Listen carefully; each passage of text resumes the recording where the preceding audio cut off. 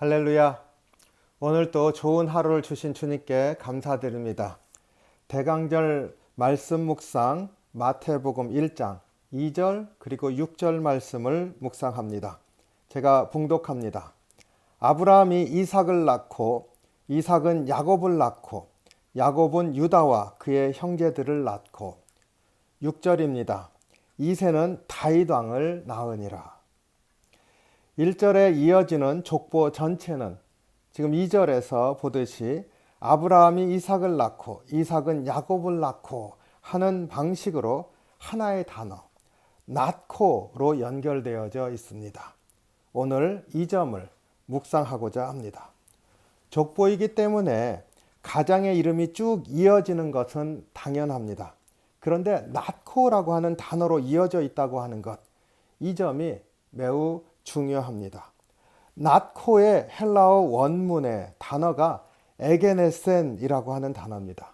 우리 앞에서 1절 게보라고 했을 때 비블로스 게네세오스, 그래서 게네세오스이라고 하는 단어를 우리가 묵상을 했었습니다.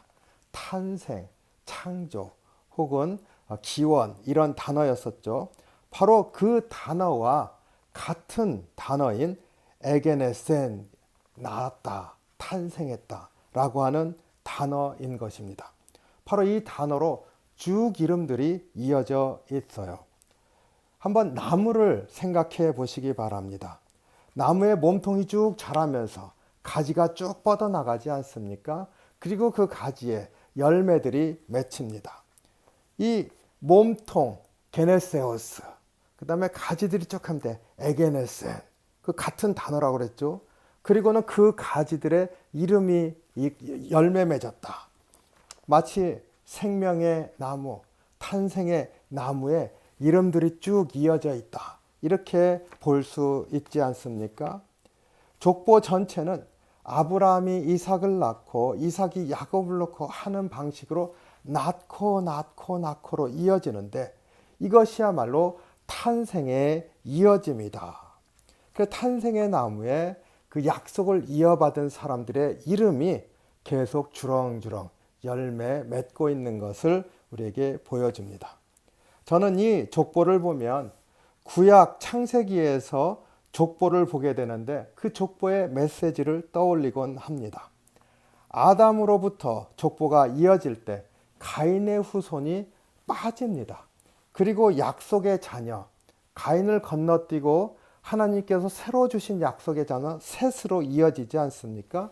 그리고 가인의 후손의 자녀의 족보는 따로 분리되어서 우리에게 전해줍니다. 이 두 족보는 대조를 이룹니다. 근데 중요한 차이가 있습니다. 그것은 몇 세를 살았다라고 하는 날수의 표현입니다.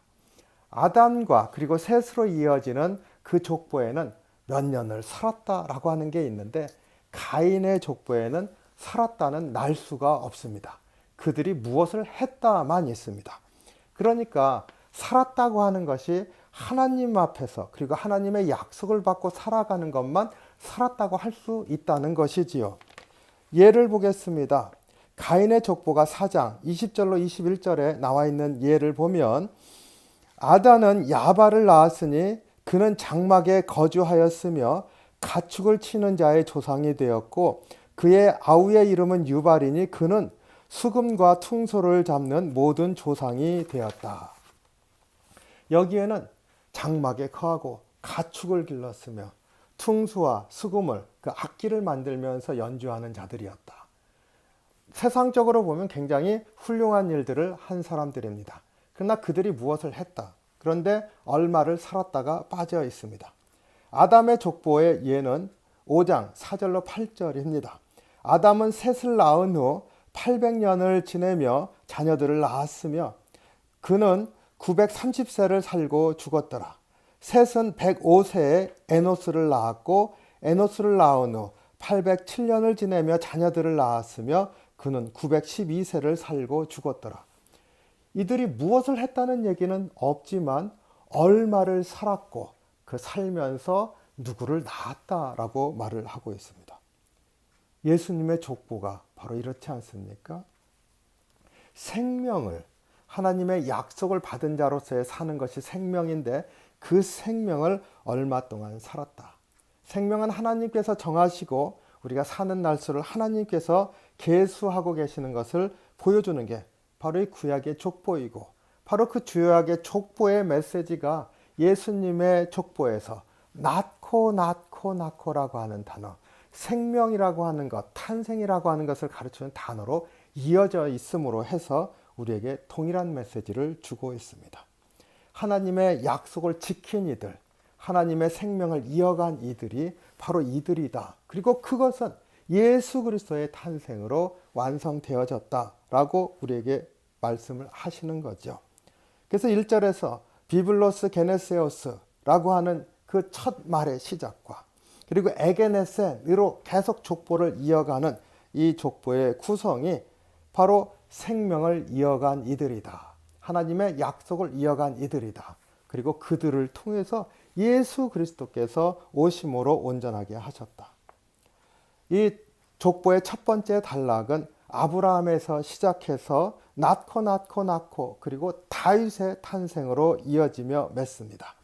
아브라함의 자손, 다윗의 자손이신 예수님께서 그 생명을 이어가신 분, 그리고 완성하신 분으로 오셨다는 것을 선포하는 것이지요. 그리고 아브라함과 다윗은 바로 이 약속이 이어지는 데 있어서 가장 중요한 다리와 같은 역할을 한 사람들이다. 우리에게 말씀합니다. 족보를 읽으면 큰 은혜가 됩니다. 우리도 예수님을 믿으며 이 생명의 줄기에 들어가 있다는 것을 확신하게 해줍니다. 요한복음 1장 13절 말씀 우리의 심령에 울려집니다. 이는 혈통으로나 육정으로나 사람의 뜻으로 나지 아니하고 오직 하나님께로부터 난 자들이니라. 예수님을 믿는 믿음 안에 바로 이 생명이 이어지고 있는데 우리에게 주신 생명이라 이렇게 다시 한번 주님 앞에서 확신하고 믿으며 복된 하루를 사시는 저와 여러분이 되기를 주님의 이름으로 축원합니다. 기도하겠습니다. 주님, 예수님의 족보를 보면서 생명이 이어지고 있음을 보게 됩니다. 우리에게 주신 생명이신 것을 믿습니다. 우리 다시 한번 예수님 안에 생명이 있음을 고백하며 믿음으로 견고하게 살아가게 인도해 주시옵소서. 오늘 하루도 은혜 가운데 인도해 주실 줄 믿고 감사드리며 예수님 이름으로 기도하옵나이다. 아멘. 우리도 생명을 이어가는 자라 하는 분명한 믿음을 가지고 늘 승리하는 삶을 사시기를 주님의 이름으로 축복합니다.